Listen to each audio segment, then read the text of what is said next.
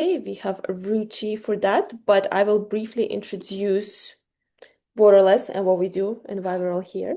Yes, hello, Ruchi. Alrighty, we are both from Borderless. So there are a few things that we do for you guys to help you ease with the college applications journeys.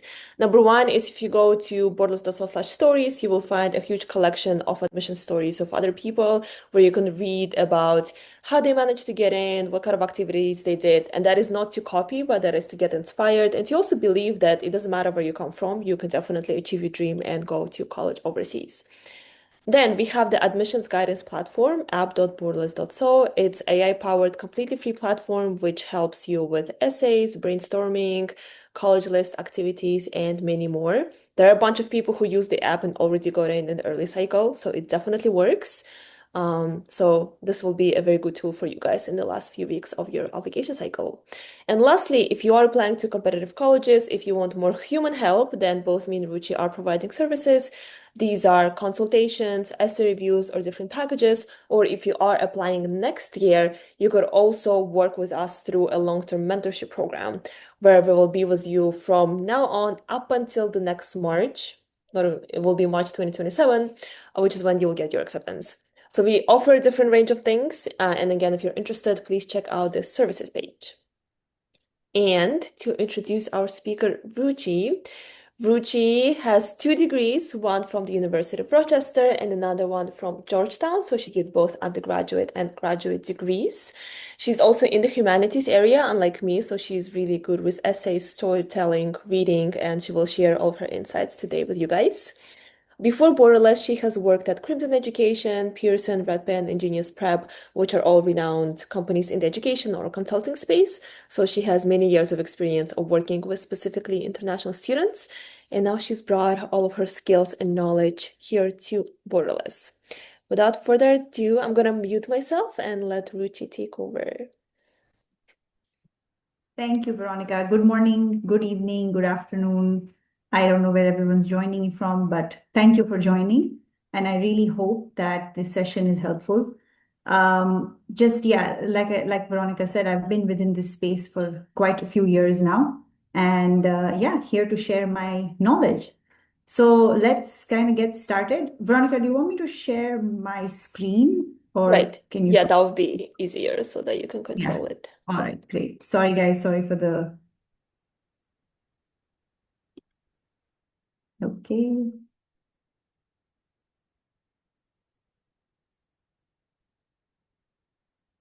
All right, so let's dive into it. Supplementary essays, a lot of you probably know that besides the Common App essay that most US universities ask for, they also ask for supplementary essays. Now, unlike the Common App essay, which is uniform and which is the same for 90% of the universities, supplementary essays are kind of individual to each college. That being said, there is still a theme that we see emerge with most supplementary essays. The supplementary essays can differ both by topic, the numbers, the word count. So Stanford, if you're looking to apply to Stanford, Stanford asks for 8 supplementary essays that is on besides your Common App essay.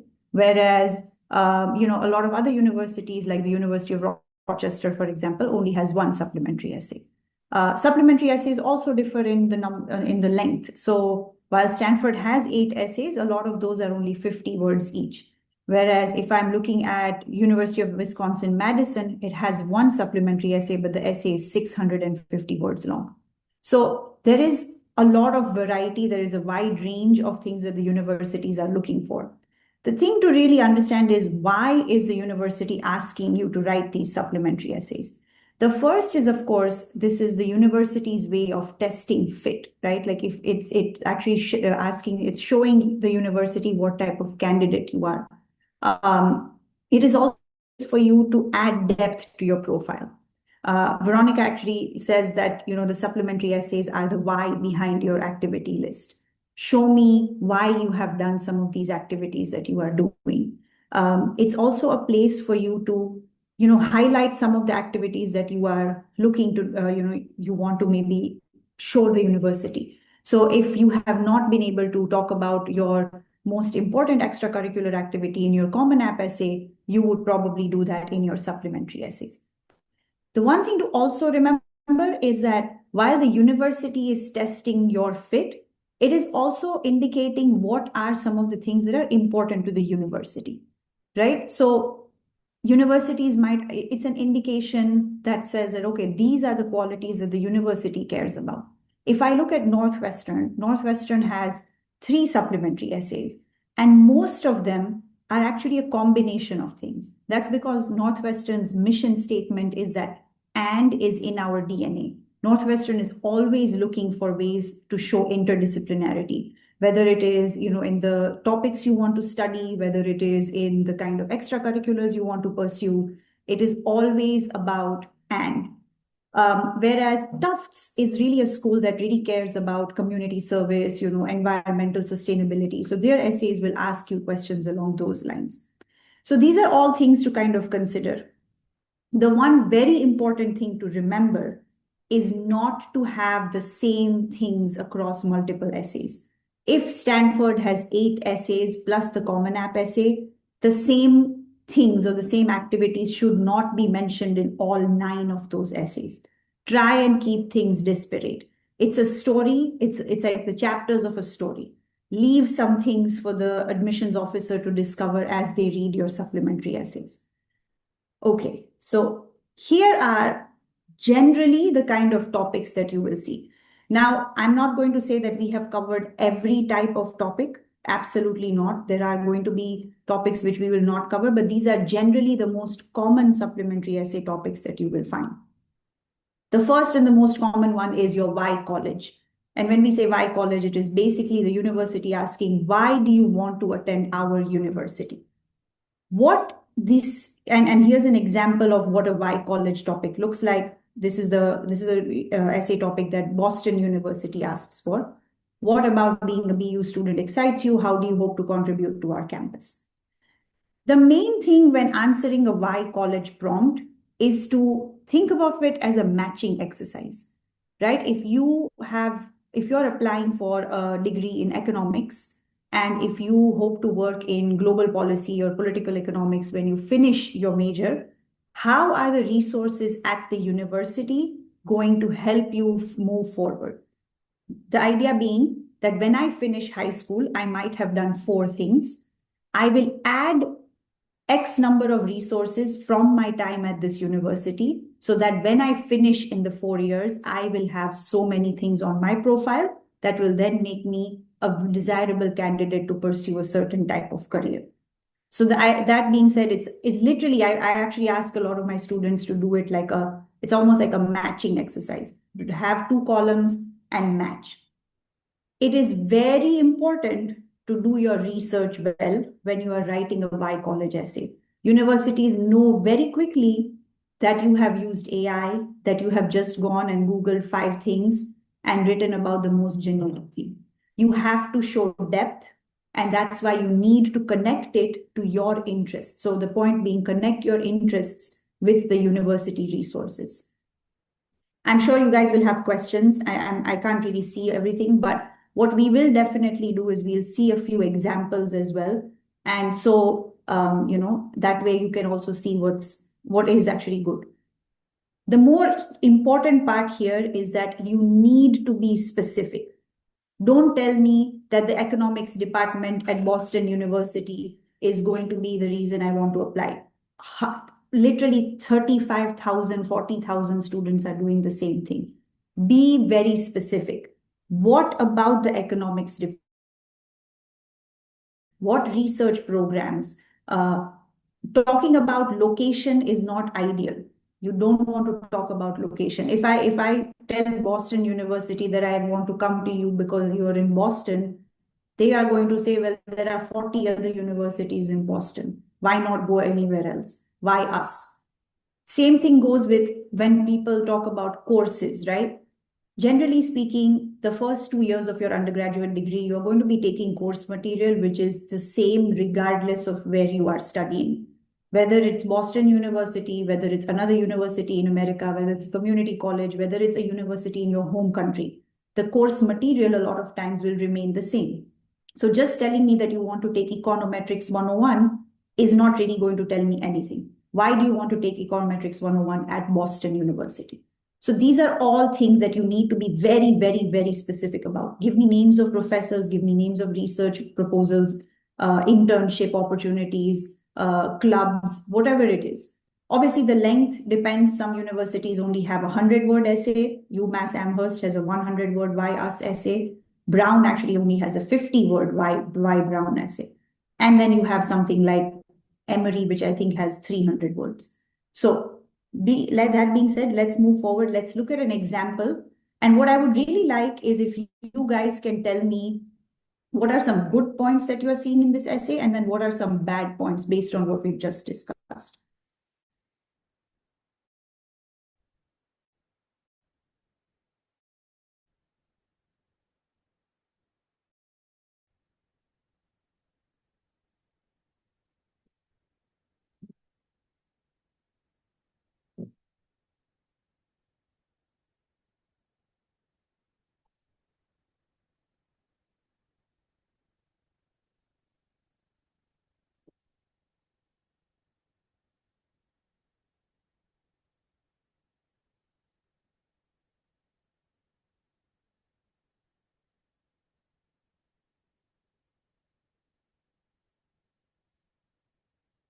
Yes, I think Veronica's right. Last webinar, we were very happy. I think the more you participate, the more you will actually learn from these things, because that's really showing interest.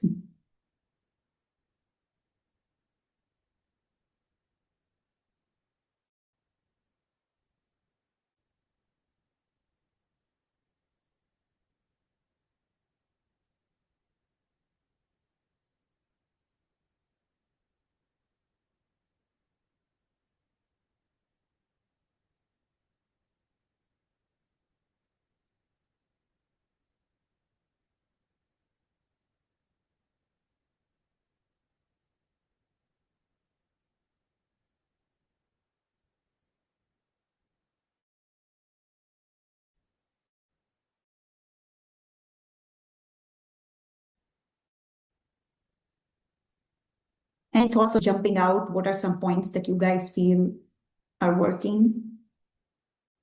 Yes, yes, this is for actually answering the prompt which we just read on the screen before.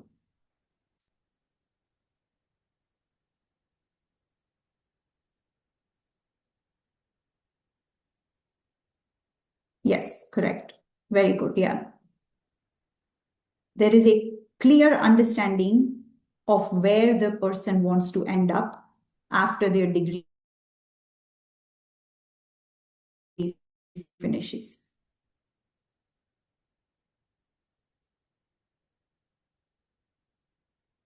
Yes, correct. There are professor names, special programs. It's also the one thing I really like about this essay. It's actually the range is big. It's not just about academics. You can also see this person's interests outside of academics.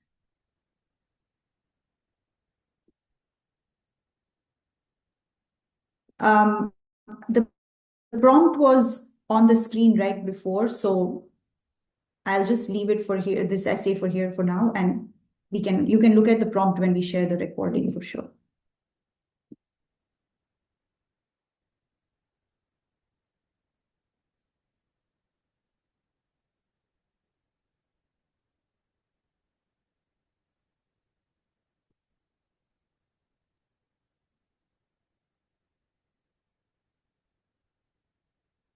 Okay, any more thoughts? I think we've spent about 5 minutes on this, on reading this.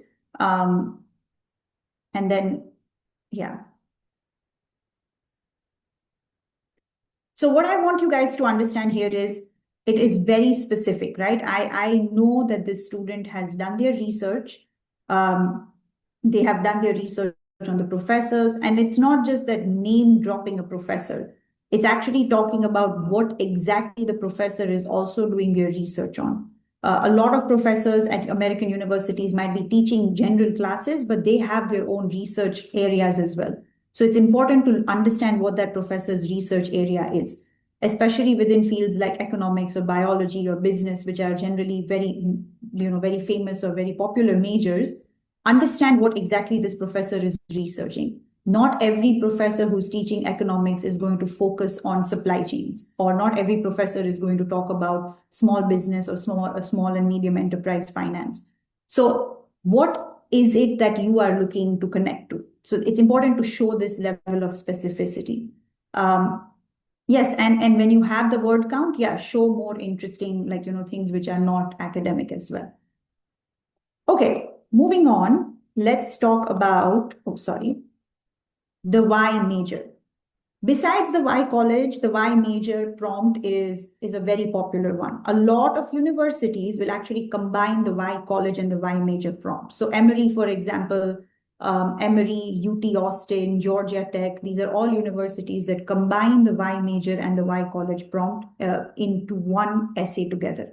So they will say, okay, why are you interested in pursuing this major and specifically at Emory or specifically at Georgia Tech?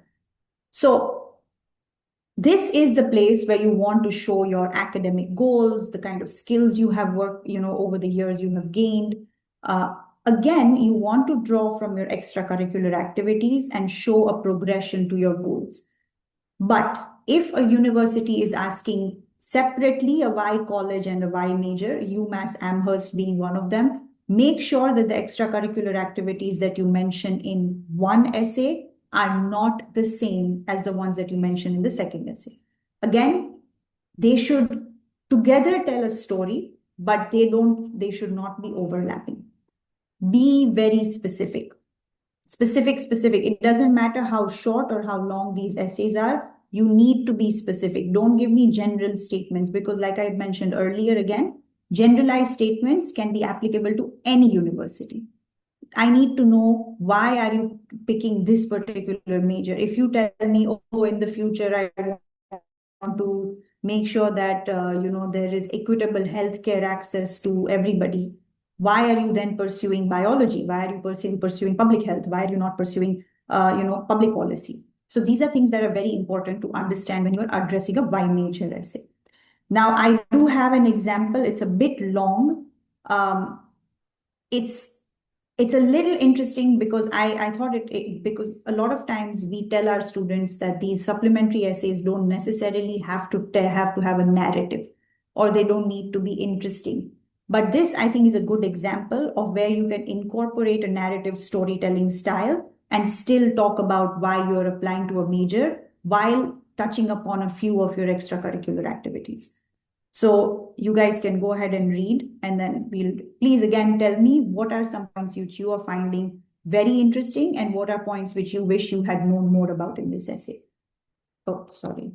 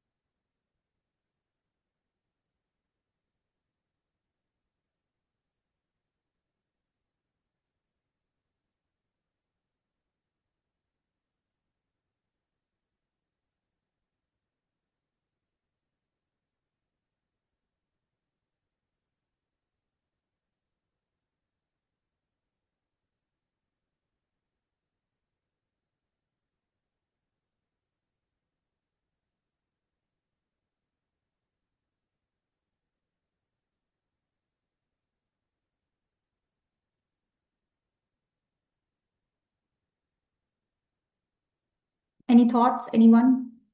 I know this essay is a little deep or has a lot of like technical terms happening. So for you, those of you who are looking to apply for engineering, this might be a good example. But yeah, for a lot of others like us, humanities people, it can get a little confusing with the concepts. But any thoughts so far?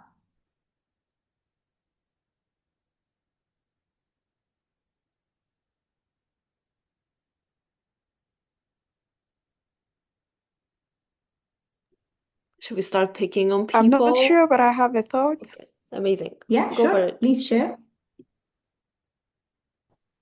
At some point, I feel like he's being so generic when he says the UT still offers an ideal environment for me. I feel like if it's possible, he's supposed to show, but don't tell how it offers an ideal environment for him.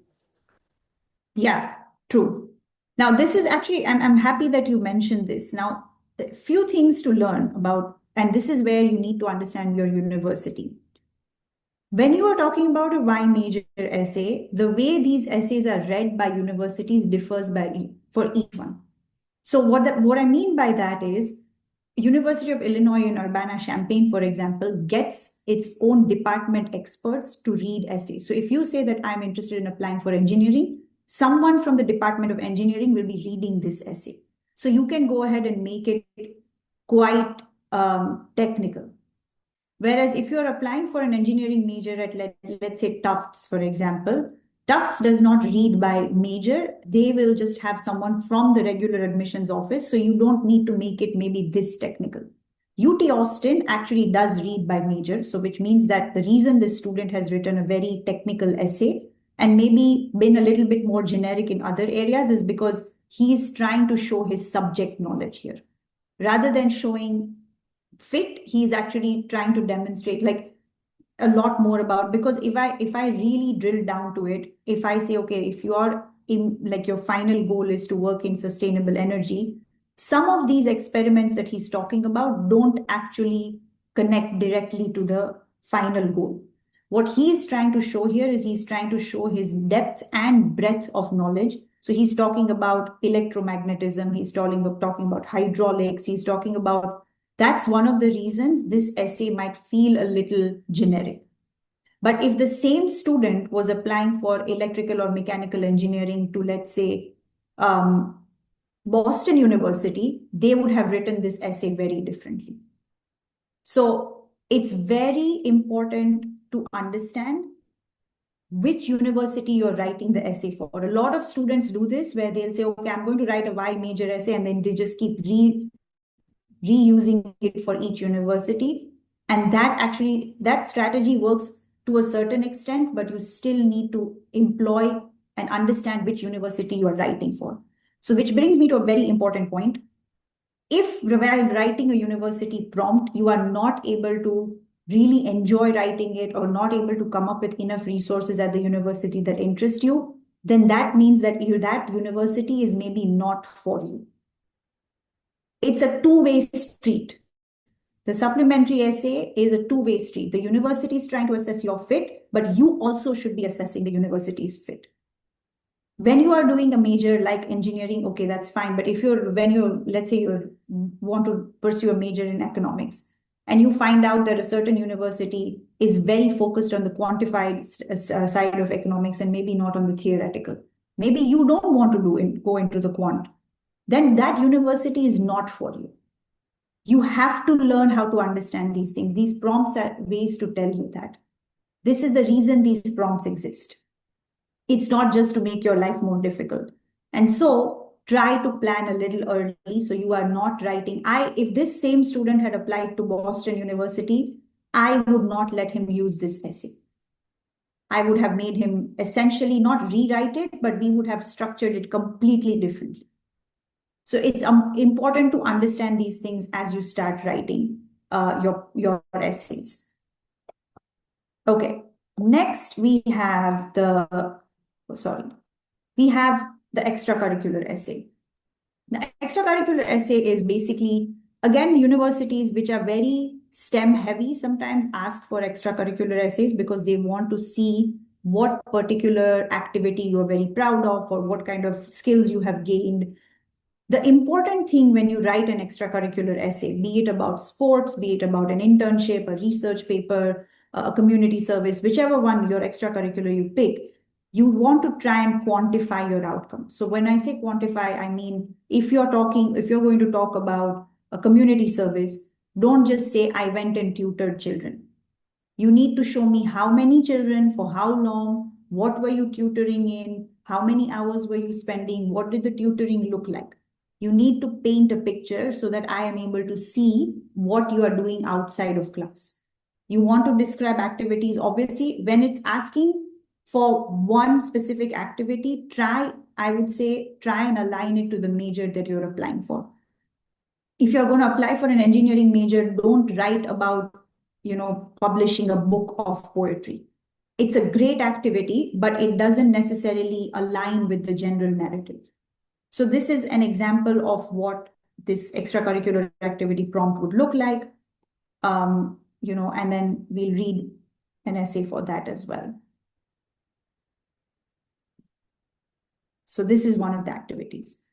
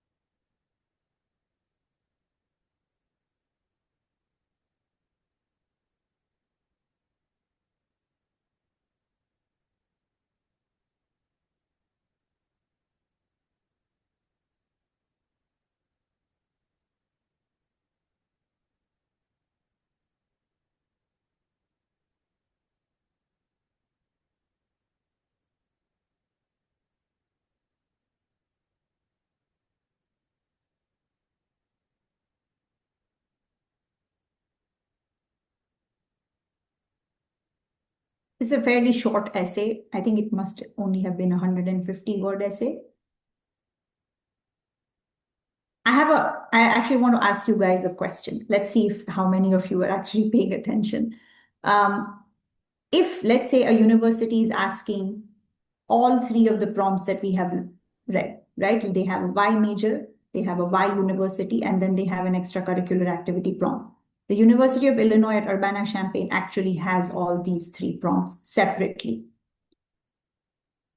How would you maybe go about navigating that? Like, what do you think falls into which essay? Let's say you have activities. Do you think you understand what goes where, or would you be confused about, which activity to go put where?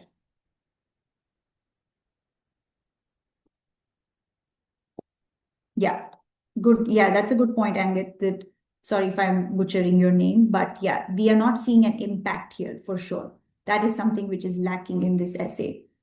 We don't know how many people he interacted with. We don't know how much time he spent and what ends up coming out of it, you know? Yes, I think someone's raised a hand. I can't see. Yes. I'm not sure, but then at some point I feel like when you're talking about an extracurricular, it should be something related to your area of interest or your major. Maybe if you want to pursue humanities and you had founded an organization, maybe you can put it. Yeah, but I'm not sure. Yeah, no, you can, absolutely. You can definitely do that. Not everybody is going to be pursuing a STEM major and has done such a technical internship. So it really is about, because if I go back and look at the prompt, the prompt says is, sorry, wait. Yeah, the prompt says, which activity are you most proud of? Right? Or which one do you think is most significant to you? That is another way that universities might frame this.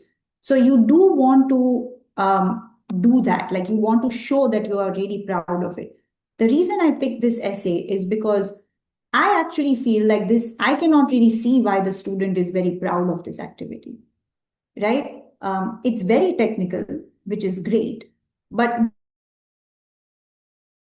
not a great example. So I like the fact that, it doesn't show impact, it doesn't show interaction, it also doesn't show like, are you proud of the fact that you were, understanding the components? Are you proud of the fact that you were studying the role of a sensor? What exactly is it that you are really trying to say? Are you just giving me something that you wrote in your resume or CV and that you just produced here? Because I don't know what is the purpose of this particular activity. So that is another thing to remember. Read the prompt. Again, when you are trying to repurpose the same essay across different universities, a lot of times what students end up doing is they don't read the prompt. I'll give you a very simple example. There is a roommate essay that both Stanford and Harvard ask for. But the way that prompt is structured is completely different. One is saying that, list 3 things that your roommate should know about you. The other one is actually saying, write a note to your future roommate. And maybe it's Harvard and Yale. Again, it's one of these top universities. So you cannot write the same essay. If I'm just saying list 3 things so that someone who's going to be rooming with you should know about you, I'm not going to write it the same way that if I was writing a note. So writing a note is very different from actually listing these 3 qualities. So while the gist or while the main text of the essay could be the same, it's very important to answer each part of the university's essay prompt. This prompt that we are talking about has several different portions. It's not just saying, give me an activity, it's saying, explain why you are picking this activity out of the other 10 that you have listed. So remember to answer these questions. All right, let's move on. Probably the hardest essay I find that students have the hardest time with is the community essay. Now, a community essay prompt can look very different. Every university has different ways of doing it. Cornell, for example, will say it's actually just a very straight up define a community that you've been a part of and then share how that community has shaped you. Whereas Emory, for example, says that, tell about a community where your participation has changed the community for the better. These are 2 different things that are happening here. One prompt is saying, how has the community impacted you? The other one is saying, how have you impacted the community? 2 very different things. So again, read the prompt. Very important. If I were to write the same essay and if I were to answer the 2 different community prompts, I might have to ask you to do, write completely different essays. Now, when we talk about community, I think there is a general misconception that a community essay has to be about some kind of community service work that you are doing.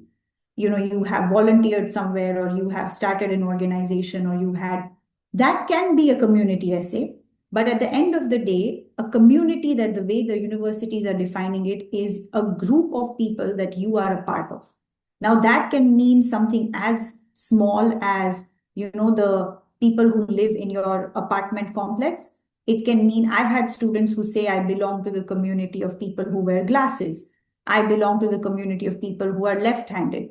I've had a very creative student tell me that I belong to the community of Indians born and raised in America who have moved back to India. It's like a reverse, like non-resident community. So community can really be anything. So it's not just that have I done community service and have I had an impact? But you want to show, the important thing with a community essay, you want to show belonging, you want to show long-term contribution, and you want to show empathy, that you are actually connecting with the people that you say you belong in a community to. So that being said, community essays can be very different. So, I really only have, we are only sharing one example here, but this is the one essay that we do end up brainstorming a lot with our students. it does take some time to get to that particular community that you want to talk about, right? It can be, is it like your school? Is it your neighborhood? Is it your religious community? Is it your ethnic community? Is it your, maybe you come from a specific kind. So if I live in the UAE, I meet a lot of students who say that, well, I'm a third culture kid and that is my community, right? Because I have a certain nationality, my ethnicity is something else, but I live in the UAE. So these are all different ways that I can define community. There is no, generally speaking, the only wrong definition I would say of community or lacking definition is when you say, oh, I belong to my family community. Everyone belongs to their family community. So if an essay is specifically asking you where, tell us about a community you've been a part of, I would not talk about your immediate family, right? I mean, my parents, my brother, my sister, my husband, everyone generally has that. This is also the one place that you want to put in sensory details and paint a picture. This is the best place to show the admissions officer what your general life around you looks like. So to give you an example, I have a student, or I had a student rather, who applied to Cornell, and for the Cornell community prompt, he's a student who is born and raised in Dubai, and he wrote about the fact that he identified with the community of construction workers. Now, for anyone who has been to Dubai or who has ever lived in Dubai, you will note that the most common sight on the Dubai skyline is cranes because construction happens here all the time. So, what he was saying is that this is the reality that he is surrounded by. You might think of Dubai as this, Dubai bling Netflix show with all the fancy restaurants and rich people, but that is not exactly the reality. The reality is you tend to see more of the people who are working on the streets or doing the construction work rather than these fancy cars. So that is a very smart way of defining community. All of these things is important as you think about it. So that being said, here is an essay. Now, this is actually a very specific type of essay. Please read and then we will discuss. I'll give you guys maybe 2 minutes. I don't think it should take longer than that.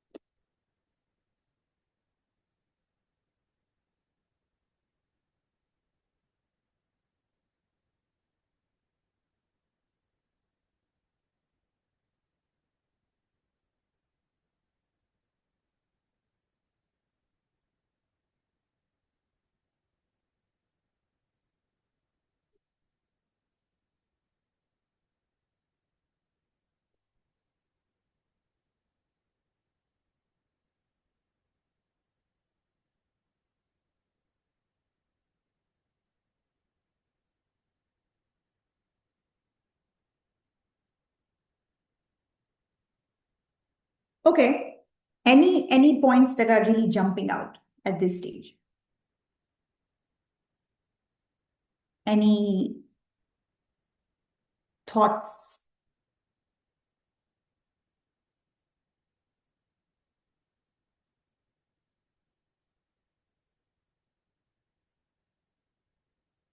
Okay, that's fine. I'll go.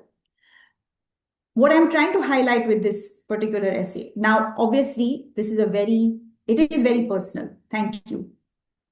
It is extremely personal. Now, this is a very unique situation. I mean, she herself, the student, is saying that there are only 50,000 of this community left. So not many of us will have a story like this to tell. What is important to understand is it took me a long time to get to this point with this student because she was not able to see how unique her situation was. To her, it was her everyday reality. This is something that she had grown up with. She knew that by a certain point in time, this community was going to fade away, these temples would shut down, and because she had made peace with it. So, what I'm trying to say is try to understand what is unique about your background. You might think it an everyday thing, but to everyone else outside, it might not be. For example, I'll tell you, I grew up in India, and one of the most common things for us to see is stray cows, not stray dogs, stray cows. Cows are, they are holy. We do not kill them. There's a lot of reason why we see them. But anyone who would come to India, the thing that would really shock them is that they are just these cows that are sitting in the middle of the road and you don't do anything about it. So, can I make that into some kind of community essay? That can also be a community. This is a great place to add depth to your story. It is also a great place to show where you come from. Of course, you want to show it because if you go back to it, this essay is not really so much about impact. It's about how long have you been involved with something.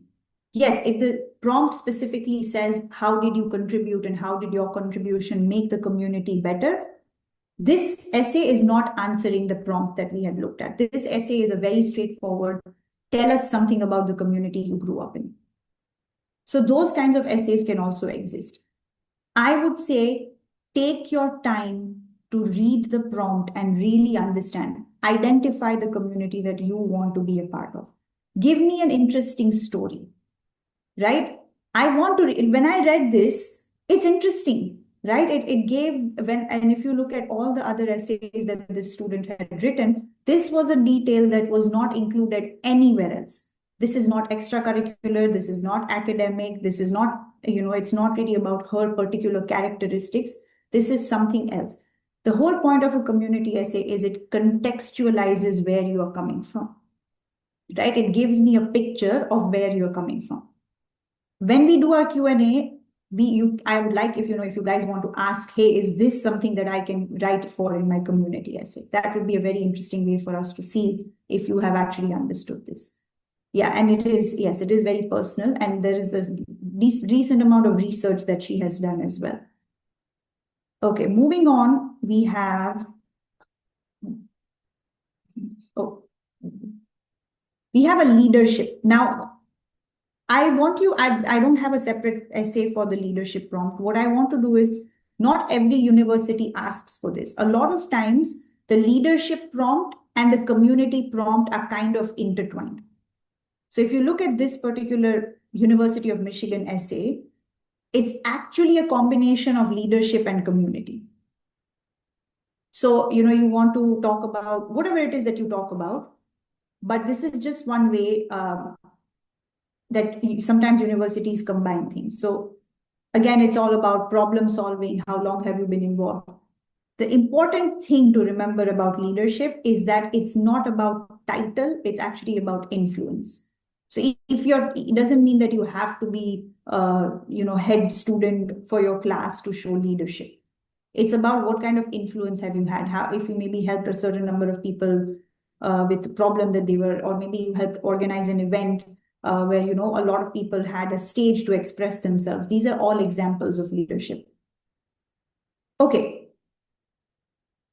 Moving on, we have social justice. Now, I went to Georgetown. Georgetown does not have a Common App essay, but a lot of universities will ask you for, what kind of work would you do if you were on a global stage? George Washington has two prompts, which are actually quite similar to each other, and they're both about social justice. This is really the place where you want to talk about the cause that you care about. What are some things that really bother you? What are some things that you want to address? Is it healthcare? Is it income disparity? Is it? It can really be a lot of different things. The important thing is don't be performative in your activism. Be very honest. Putting on a show doesn't help. You really have to care about something to be able to write honestly about it. If I don't care about world peace, if I don't care about poverty, if I don't care about hunger, I'm not going to be able to write honestly about it. The university is not asking you to come up with this big issue that you care about. It can be something very straightforward. It can be fixing the potholes on the road outside your house. That also can be a cause that you care about. The thing to remember is even if you pick something small, they want to see how you are able to connect it to the larger issues. So don't say, "Oh, I'm going to try and solve world, hunger by coming to George Washington University and coming up with a policy where food is equally distributed." That is extremely naive. That's the kind of response a 10-year-old would give. You are no longer 10. So please have an adult response. Try and have at least a response which is, sort of researched. Also, try and connect it to an activity if you have something along the same lines. Yeah, sorry. Veronica has just said, yeah, if you don't care about something, doesn't mean not everyone can care about everything, right? It's not humanly possible. But you do want to fix something which is personal to you. Why is it that you care about this issue over any other, right? So if I went back to the student who had written in the community essay about the fact that she comes from this religion which is very patriarchal, if she said, okay, I want to have women's equality, that would actually make sense to me. But if she had more interest in, she's not interested in solving any kind of, but then she said, oh, I want to solve, her hunger, I'm just going to be like, what? That's out of left field. So you need to connect it. So this is a long essay. So I understand if, it's a little gets all over the place. The other thing to remember is this essay can also be used for a leadership prompt, if you really think about it.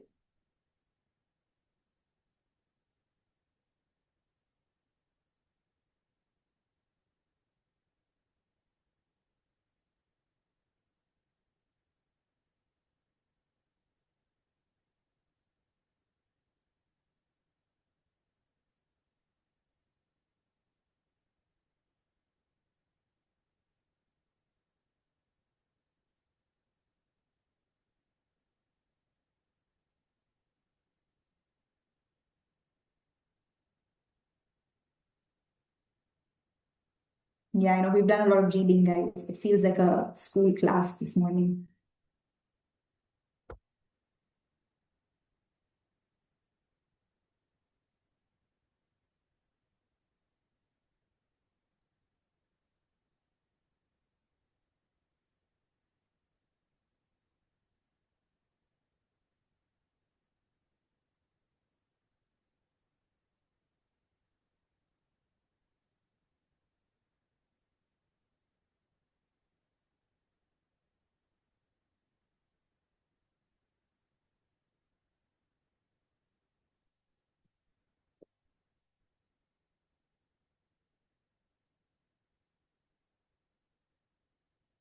Okay, I'm not going to spend too much time on this.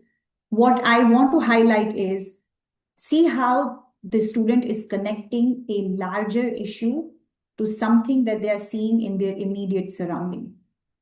It's the local forest which is dealing with pollution, and they are connecting that to a larger issue. That's how you want to think about social justice issues. Don't start on the global stage and then try to bring it down. Start in your immediate surrounding. Generally speaking, it will have a larger impact when you think about it. So it's never about, oh, I read about this issue, oh, there's this thing happening at this very large stage. Think about what is happening around you. Is it that trash getting collected? Animals don't have enough shelters to live in. There is income disparity. You can really write about a lot of things. It's just about figuring out where you are coming from. So this is our last essay to read. Besides these now, there are certain other types of prompts. These are personality driven. It's all about originality. There is really no way for me to teach you how to brainstorm these. University of Chicago is very famous for having prompts like this. This is just one of their prompts that I have put here. If you are not able to write a quirky prompt, don't apply to the university. Because the university is looking for something which is very specific, which is very personality driven. A personality driven response cannot be taught. This is just who you are. Veronica and I will tell you that some of the best essay ideas, regardless of what essay prompt it is, come from the student themselves.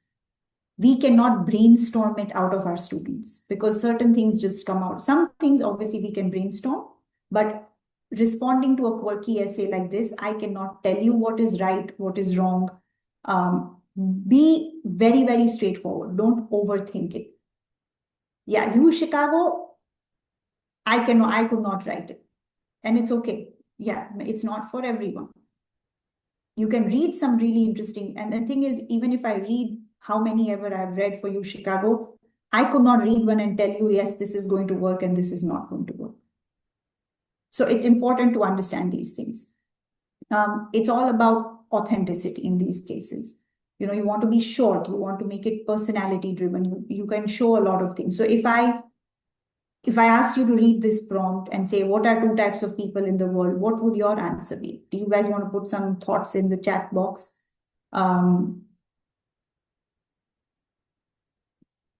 Any thoughts? I'll tell you what my student wrote afterwards. She got in, so I'll tell you afterwards. But if anyone has any thoughts.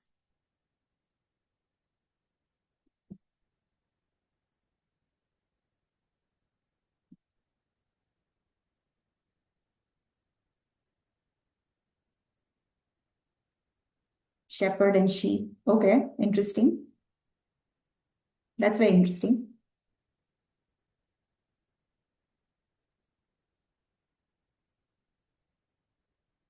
Okay, that's fine. My student actually wrote that there are two types of people. Yeah, how some are meant to lead and some are meant to follow. Yes, that's a good distinction. My student wrote that there are two types of people. Those when they see a yellow traffic light who will speed to get through, and those who will slow down when they see the yellow traffic light. And obviously she connected it to risk taking. And I mean, I'm not saying that's the reason she got into U Chicago, but that was her essay. She got in. So there were a lot of other things that she had done, and they were obviously it all added up. And I did not help her think of this. This was the thought that she had, and she was able to write. So that being said, the creative and quirky prompts, really don't overthink it. Try and write off the top of your head. All right, this is our last slide. Here are some of our takeaways. Like I said, answer the prompt fully, directly, be very authentic. Show growth, be specific. And yeah, do not repeat the same activities or material across different essays. Try and make a little table and say, okay, if I've written about this particular thing in this essay, so I don't write about it in something else. Sorry. Feel like we've gone on for a long time. Let's take some questions. I know that you guys have been dropping some things in the chat box, so I'm going to go a little further up and see.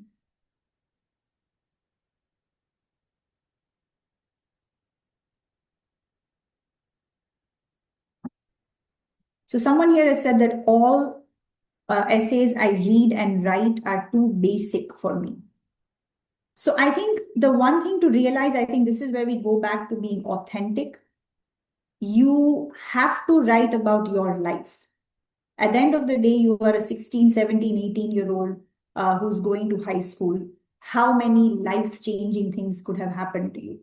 That's not what the university is looking for. The university is not looking for these big aha moments. What they are really looking for is just building a picture about who you are. So they could seem basic to you, but the reality is that to the person reading it, it's a completely new thing. So in this search of trying to be unique and trying to be different, I think a lot of students end up doing these inauthentic things, and that really comes out as well. So it's a very straightforward essay, what that student had written. The same, and by the way, the same student who had written about the Zoroastrian religion is the same student whose essay was The Youth Rise, about the local forests. It's the same student. These are two essays that she has written. This is just her life. So I'm saying it's not really going to be these, we are not here to win Nobel Prizes. I mean, that's not going to happen at this age. It could. I mean, of course, I'm not saying that you guys are not capable, but generally speaking, that's what happens. So try and be authentic, try and be real. Yeah, the NYU Bridge Builder essay. It's always a fun one. It's always a fun one. So yes, if for those who don't know, NYU changes its essay prompt every year. It's a 250-word essay, but general theme around is it's like a bridge building thing. They want to show bridge building. Yes, I would think of it as like a community essay in a way. You want to show some kind of interaction with another person. You want to show impact as well.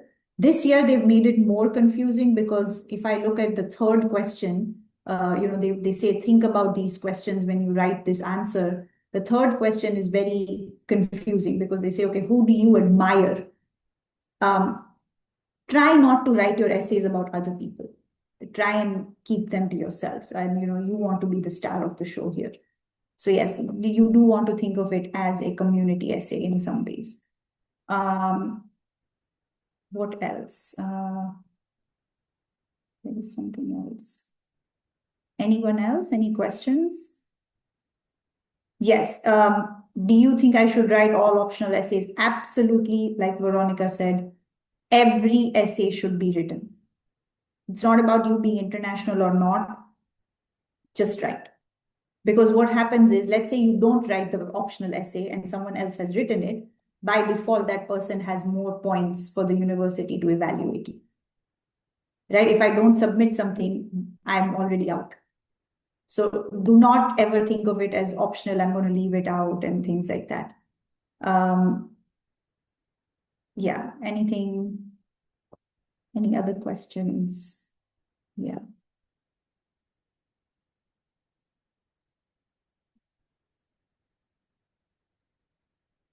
So it says here about the UPenn essay thanking someone. Can it be that we twist it into a non-living thing that's opening a new perspective for us? Again, I would have to really see what you're trying to say here. But if you look at again, this comes down to reading the prompt. If you read the UPenn prompt, there is a part where it says, give the note to the person you are thanking. What UPenn is trying to tell you is that don't do something funky. Can you give the note to this non-living thing, and can the non-living thing appreciate? The thank you note essay is about gratitude. Gratitude is one of the most human feelings ever. AI cannot feel gratitude. Non-living things cannot feel gratitude.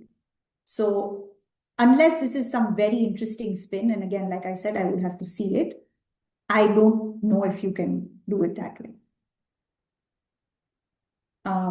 Oh yes, sorry. Someone had asked about an ADHD experience. Yeah, these are very tricky. Yeah. It's very tricky to do that. Yeah, I mean the organization on period poverty for NYU, absolutely. You can, it's really just about how are you bridging different gaps. Yeah, the ADHD experience, any kind of experiences like that, yeah. If you can remove that detail and the story still stays the same, it's fine. You can leave it. But if not, yeah. Right. I'll Guys, give ask you any guys other a questions. minute while we wait. I want to remind everyone that if you do need help with your essays, please come to us now, because also we're gonna go on Christmas break and we do have other students we're taking care of.